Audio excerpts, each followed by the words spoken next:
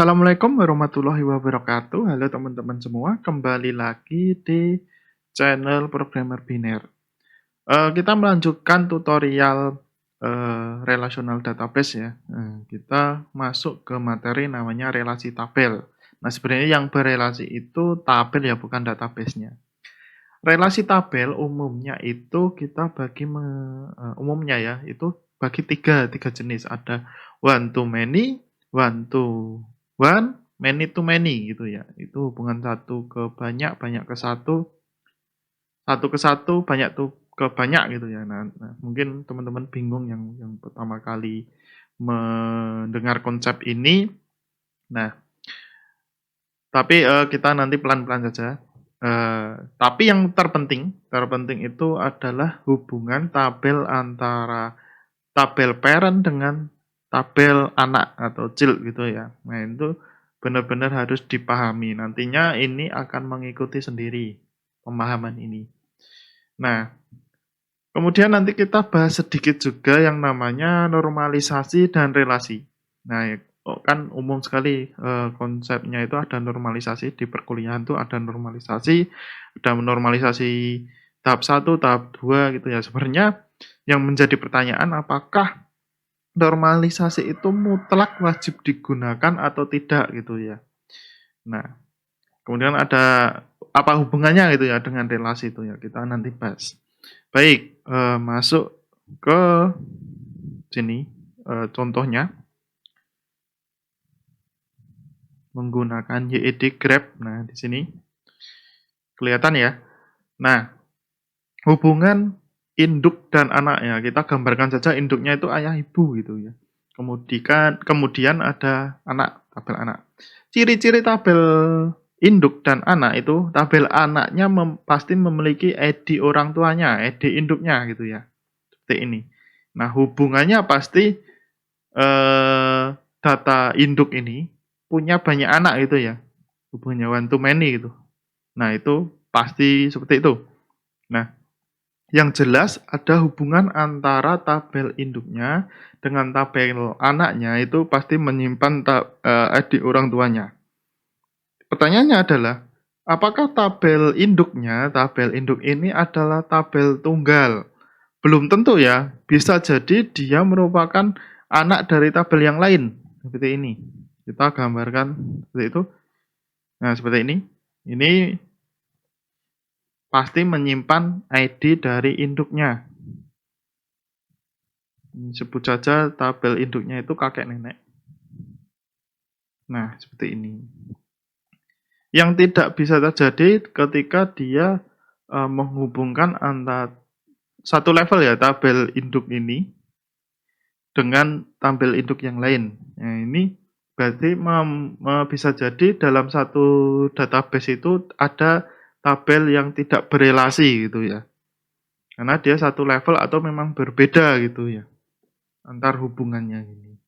Nah, ketika sudah terhubung seperti ini, bisa nanti secara pemanggilan datanya, tabel anak ini bisa memanggil tabel yang paling ujung. Nah, karena dia berelasi bisa memanggil tabel ini, datanya, dengan melalui tabel induknya si anak ini. Di sini, kemudian dia ke sini.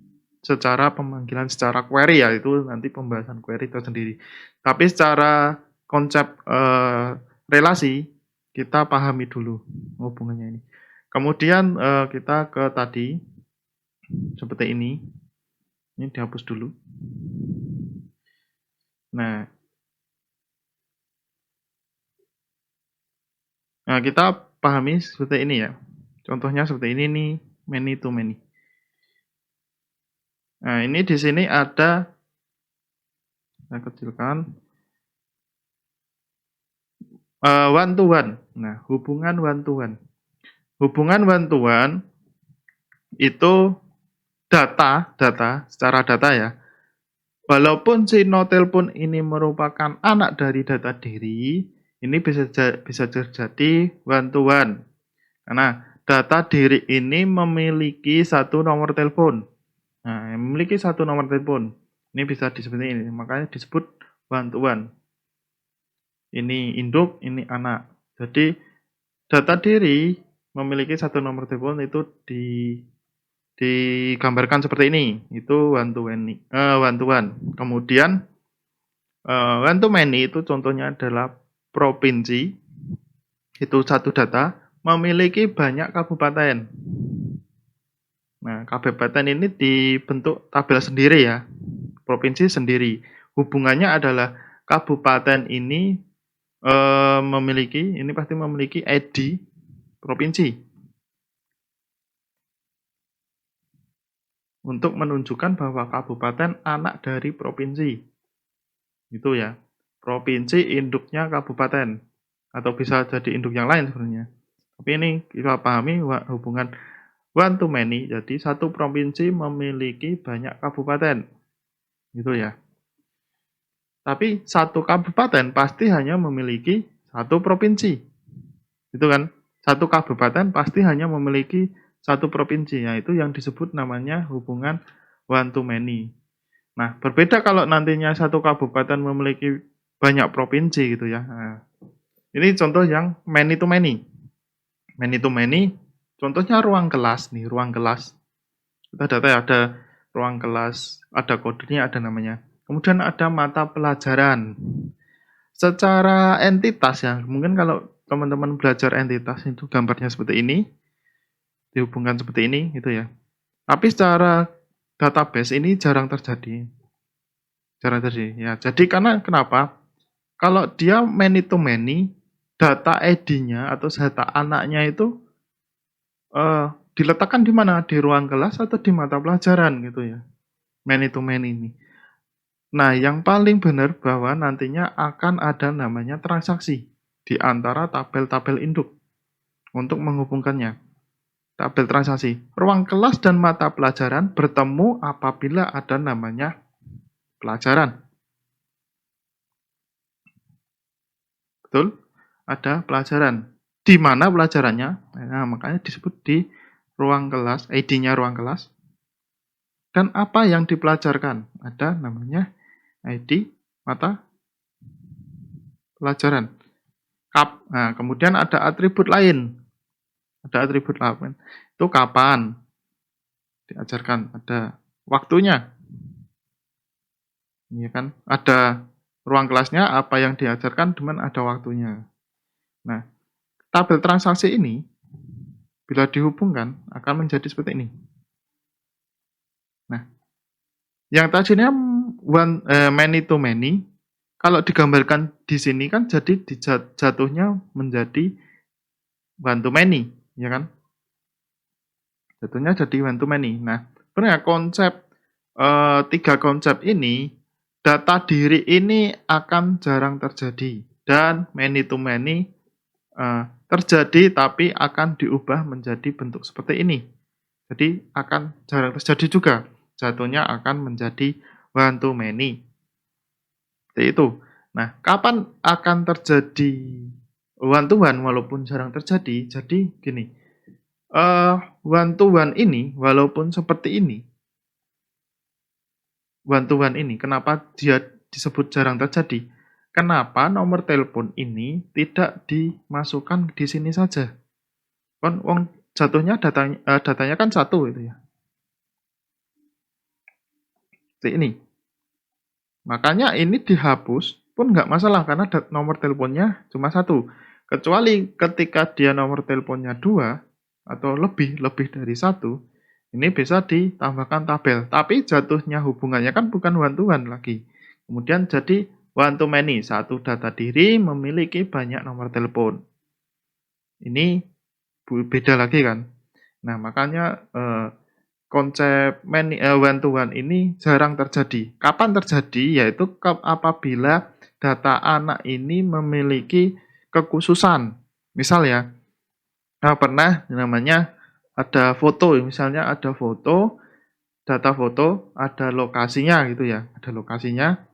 Kemudian foto ini memiliki artikel, misalnya di sini artikel ya, satu artikel. Jadi satu foto itu hanya memiliki satu artikel. Nah, ketika data foto ini tidak ingin ditampilkan, artikelnya ini ingin ditampilkan, kan dia dipisah, walaupun sebenarnya bisa jadi satu, tapi kita menginginkan terpisah biar pencarian foto dengan pencarian artikel itu lebih berbeda gitu ya. Nah, artikel akan lebih mungkin bisa lebih banyak memorinya karena menyimpan banyak teks gitu ya, banyak banyak karakter. Nah, itu secara rancangannya kita bisa memisahkan itu gitu ya, bisa memisahkan itu. Nah, kembali lagi sebenarnya konsepnya itu kita diskusi dengan tim. Apakah ingin jadi satu atau terpisah? Jangan sampai nanti kita bentrok dengan programmernya ya. Nah, programmernya pengennya yang simple saja, kita malah memisah ya itu. Makanya konsep one to one itu jarang terjadi. Many to many akan berubah tetap jadi one to many. Seperti itu hubungannya. Nah, kemudian ini kan hubungannya antara satu tabel dengan tabel yang lain. Bisa nggak itu namanya apa? Satu tabel itu berelasi dengan dirinya sendiri gitu ya. Sebenarnya bisa. Seperti ini nanti gambarnya. Contohnya perusahaan itu mempunyai ID, nama jabatan, dan parent ID-nya itu ya ID ini sendiri. Tapi dengan data yang berbeda. Maksudnya seperti ini contohnya. Ini ada namanya jabatan ya. Ada direksi, direktur, manajer gitu ya. Dan ada divisi. Direksi punya ID-nya satu, direktur dua. Tapi direktur ini kan anak dari direksi. Makanya dia berelasi dengan parent ID-nya satu. Nah, si satu ini siapa? Satu tuh ID-nya ini, direksi. Nah, ini salah satu contoh penyimpanan yang ditampung dalam satu tabel berelasi dengan dirinya sendiri. Dia ada manajer, ID-nya parent-nya 2, siapakah 2 itu direktur. Nah, ini kalau menyimpan ini ya, bentuknya piramid gitu ya. Nah, itu cukup satu tabel seperti ini. Nah, itu tadi contohnya. Itu relasi, ada parent dan anak, induk dan anak. Nah, kemudian kita bahas yang namanya normalisasi. Oke, kita kembali ke PowerPoint. Ini normalisasi, contohnya seperti ini. Ini ada contoh transaksi ya, ada transaksi misalnya di nota atau di bond gitu ya. Ada pembelian barang, jumlahnya dan harganya gitu. Nah, ini normalisasi bentuk pertama atau data mentah. Kemudian dipecah lagi menjadi data normalisasi bentuk kedua. Ini ada tabel barangnya. Ini lebih apa namanya? Lebih spesifik lebih datanya lebih tunggal. Ini lebih tunggal. Ini tabel transaksinya. Nah, ini ada kode barang. Ini kan anaknya dari si tabel barang. Kemudian ada jumlah belinya gitu ya. Ada tanggal belinya, ini kode fakturnya. Nah, kemudian ada bentuk ketiga atau lebih normalisasi lagi. Ada tabel barang, kembali dari satu. Tabel 2 ini normalisasi bentuk 2. Ada tabel detail barang. Nah, ini ada detailnya, ada kode barangnya, ini anak dari sini. Ada HTY-nya. Seperti ini, ada jumlah belinya. Dan harganya ngambil juga dari sini. Kemudian ada tabel transaksinya seperti ini. Nah, kalau dia bentuk ketiga atau normalisasi seperti ini, bukankah jatuhnya akan lebih banyak tabel gitu ya? Padahal ketika kita menentukan harga di sini, kan sudah harga melekat di tabel barangnya. Di HTY-nya ini cukup, maksud saya di normalisasi bentuk 2 ini kan sebenarnya sudah cukup, tidak perlu dipisah kembali gitu ya. Nah, kecuali nanti kode faktur ini karena dia duplikat. Nah, apa yang melekat kode faktur hanya dengan tanggal seperti ini, ya dipisahnya namanya tabel transaksi seperti ini. Nah, kenapa ini nggak dijadikan satu ini? Kalau kode faktur ini kan sebenarnya kan jarang terjadi seperti ini. Pasti kode faktur itu ya ini tidak boleh duplikat gitu ya. Nah, maksud saya normalisasi ini tidak mutlak dipakai atau tidak mutlak sampai benar-benar ternormalisasi. Bisa jadi cukup dinormalisasi bentuk kedua, itu sudah cukup. Jangan sampai nanti kita bentrok dengan programmernya, semakin banyak tabel pasti akan semakin banyak ngodingnya. Nah, secara konsep seperti ya normalisasi, tapi secara prakteknya seperti ini. Contohnya, di sini ada provinsi, kabupaten, kecamatan. Ini model pertama dan model kedua. Secara normalisasi mana yang lebih bagus antara tabel pertama sama tabel kedua? Pasti tabel pertama ya, karena dia di tabel user ini hanya memiliki satu ID kecamatan. Dengan kecamatan, kabupaten, provinsi ini kan saling terhubung. Nah, jatuhnya ketika kita mencari user ini dengan di provinsi ini bisa gitu. Nah, beda dengan yang model kedua ini, user ini menyimpan ID provinsi, kabupaten, kecamatan. Secara normalisasi ini memang lebih bagus.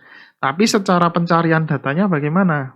Secara pencarian data, model pertama ini, ketika kita ingin mencari user di suatu provinsi, maka akan loncatnya 1, 2, 3. Betul nggak?